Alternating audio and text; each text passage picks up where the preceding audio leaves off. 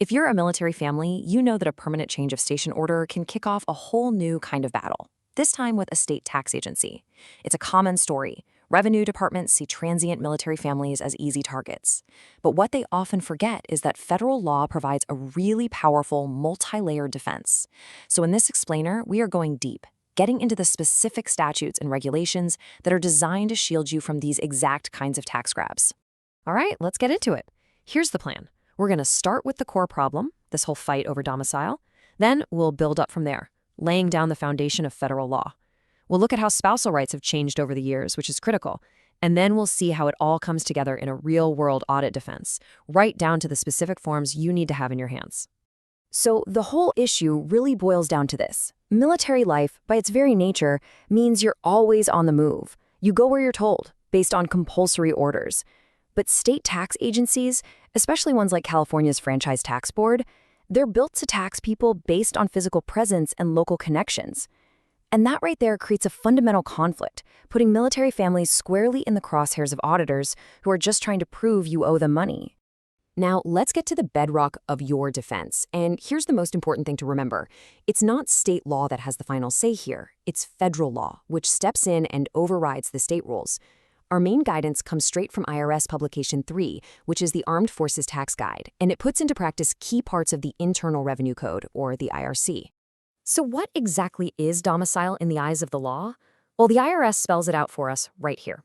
And you've got to pay attention to the key words: permanent and intend to return. This has nothing to do with where you're sleeping tonight. It's all about your intent to maintain one single legal home base, no matter where your orders take you. And this is the exact distinction that state auditors love to try and muddy up. See, residency is easy. It's just where you are physically. But domicile, that's all about your legal intent. You can have a bunch of different residences over the years, but you can only have one legal domicile at a time. Federal law is crystal clear on this point, and it's the foundation of your entire defense. Okay, now let's talk about a really powerful tool you have in your back pocket. It's found in Internal Revenue Code Section 121D9. Basically, it lets a service member suspend the normal 5-year principal residence test for up to a decade. Now, this does two things, which is brilliant. First, it protects your capital gains when you sell your home. But second, and this is crucial for an audit, just invoking this election is powerful evidence that you always intended to return to that home, which strengthens your domicile claim.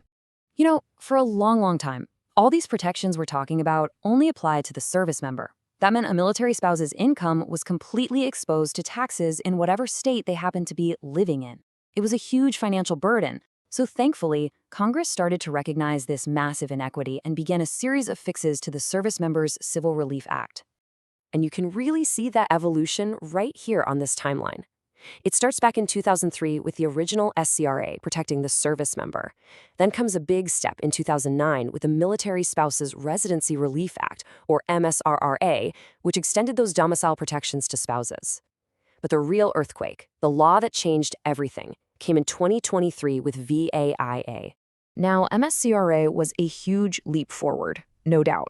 But it had this one major flaw, a flaw that was so serious it led to tons and tons of court cases and left a lot of military families out in the cold. So what was this critical flaw? Here it is, plain and simple. The original MSRA demanded that the spouse have the exact same domicile as the service member. This was a disaster for couples who got married after the service member already had their domicile locked in, or for couples who were from different states to begin with. It basically kicked thousands of military spouses out of the program and threw them to the wolves of their new state's tax system. And that brings us to the absolute game changer. That glaring flaw was finally and definitively fixed by the Veterans Auto and Education Improvement Act, VAEIA, which became federal law on January 5th, 2023. And look, this wasn't just a little patch. It was a total overhaul of military domicile law. So what VAEIA did was it went into the law books, specifically 50 U.S.C. Section 4001, and it just completely ripped out that old restrictive same domicile rule. And in its place, it created this brand new, incredibly powerful election system, giving military families a level of control over their taxes they had never had before. So, what does this new power look like in practice? Well, this table right here lays out the 3 amazing choices you now have under the law. A military couple can now choose the service member's domicile, the spouse's domicile, or even the service member's permanent duty station for tax purposes. This is a massive tool for smart, legal tax planning. And this quote really sums it all up. Let me be crystal clear about what this means. This isn't the federal government asking states to play nice. This is federal preemption. It means this statute completely steamrolls any conflicting state laws. It gives military families the final say, the unilateral power to choose their tax jurisdiction, and the states simply have to comply. All right, so we've got all this powerful federal law on our side. But how does it actually work when you're facing down an audit from an aggressive, high-tax state like California and its Franchise Tax Board, the FTB? Let's get into a real-world scenario. So when the FTB comes knocking, this is their playbook. They have this checklist of so-called objective factors. They'll look at where you bank, where your doctor is, what your driver's license says, all to build a case that you've cut ties with your old home and set up a new domicile in California. But here's how you shut that argument down. The counterattack comes directly from federal law. Specifically, 15 U.S.C. Section 4001A2 says a spouse does not get a new domicile just by showing up in a state because of military orders. This federal preemption basically makes most of the FDB's checklist totally irrelevant. Suddenly, your California driver's license or bank account doesn't matter for determining your income tax domicile. Now, on top of all the federal protections, California actually has its own unique rule that can be a lifesaver. It's found in their Revenue and Taxation Code, and it's all about this number 546. It's known as the 546-day safe harbor. Here's how it works. If a person who is legally domiciled in California leaves the state for 546 days straight, without interruption, on an employment contract, they are automatically considered a non-resident for tax purposes. It's a clear, black and white test that can be incredibly useful in certain situations where the federal protections might not perfectly fit. Okay, so we've covered the law, but knowing the law is only half the battle. Now we get into the practical, step-by-step procedures. This is about being meticulous. This is how you actually win an audit, by having the right documents and filing the right forms from the very beginning. The single most powerful, proactive thing a qualifying military spouse can do in California is to correctly fill out a Form DE-4. There's a specific line on this form for MSRRA. You sign it under penalty of perjury, give it to your employer, and boom, they are legally required to stop withholding California income tax from your paycheck.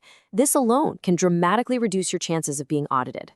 When you file your taxes, or if you get that dreaded audit notice, you need your evidence ready to go.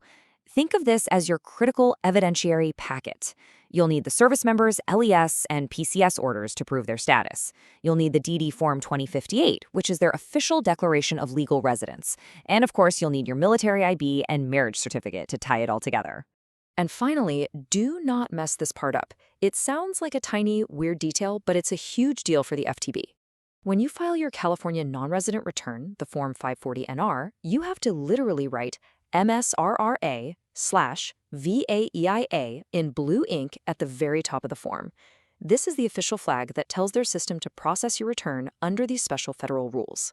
Look, the passage of VAEIA represents a massive power shift away from state tax agencies and into the hands of military families. The big takeaway here is that understanding these federal laws isn't just about playing defense anymore. It is an essential tool for financial planning, for security, and for taking control of your financial future as a military family.